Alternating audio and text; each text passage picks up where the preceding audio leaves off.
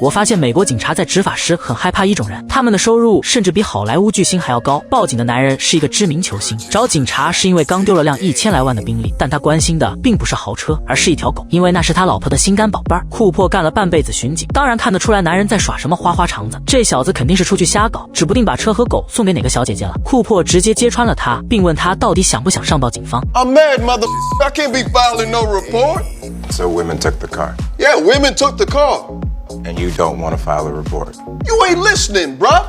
库珀被男人骂成了狗脑袋，可即使这样也得微笑着服务好公民，因为他要做好榜样，毕竟身边还带着一个实习菜鸟呢。像这种荒唐离谱的案件，每天都会在洛城上演。师徒俩刚开上警车，就撞见劫匪开车跑路，那油门都快踩进油箱里了，好在终于逼停了车辆。两个劫匪下车撩得比兔子都快，戈登在后面紧追不舍，可算在小巷里将他们堵住。库珀也从另一边超了过来，两个劫匪乖乖趴在了地上，可戈登心里还是咯噔了一下，毕竟这是第一次独自追捕嫌犯，心里多少沾点紧张。遭到抢劫的店铺老板伤得可不轻，但让他指认的时候却迟迟不肯说话。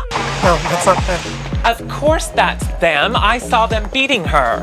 看样子店主平时没少被欺负啊。库珀对这种事儿也是见怪不怪，当事人都不打算追究，咱也不好再说什么了。但不得不说，洛城的犯罪率是真高呀，还没走几步又撞上了一起抢劫案，车都还没停好，戈登就直接窜了出去，完全没有听库珀的指挥。难道是刚才抓人的时候没跑过瘾吗？他从商店后门冲了进来，劫匪正持枪指着一个男人，戈登大声嚷嚷着让劫匪放下枪，不要反抗。男人嘴里却叽里咕噜的在说着什么，戈登可没空听他解释，估计这会儿正在想警校里学的应对方法呢。但没想到男人出奇的配合他。You outside now! Go! Go! Go now! Shut up! 男人刚起身向外跑，就被库珀给放倒了。同时，戈登也带着劫匪走了出来。原来跑出来的这个才是劫匪，戈登将两人的身份给搞混了。那把枪只不过是店主从劫匪手里夺过来的。戈登现在恨不得找个地缝直接钻进去，一顿臭骂肯定是少不了了。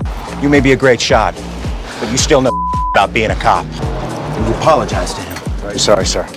好在店主是个明白人，在戈登道完歉后，事情也就算是过去了。除了打砸抢烧以外，一些家长里短的破事儿也归他们管。这不，两人接到一起邻里投诉，一对夫妻天天打嘴仗，吵得邻居都受不了。多亏库珀有个大嗓门，不然还真就镇不住他们了。库珀打算化身为民政局专员，就地给俩人办个离婚。By the power vested in me by the state of California, I now pronounce you divorced. 我才知道警徽原来还能这么用呀！解决完夫妻纠纷，天儿也黑了，师徒俩正要下班回警局，却偶遇两个女人开着豪车，外加一条可爱的狗狗。好巧不巧，还是一台宾利。女人出示了证件，上面写的不就是那个球星吗？ You took the car, you took the dog.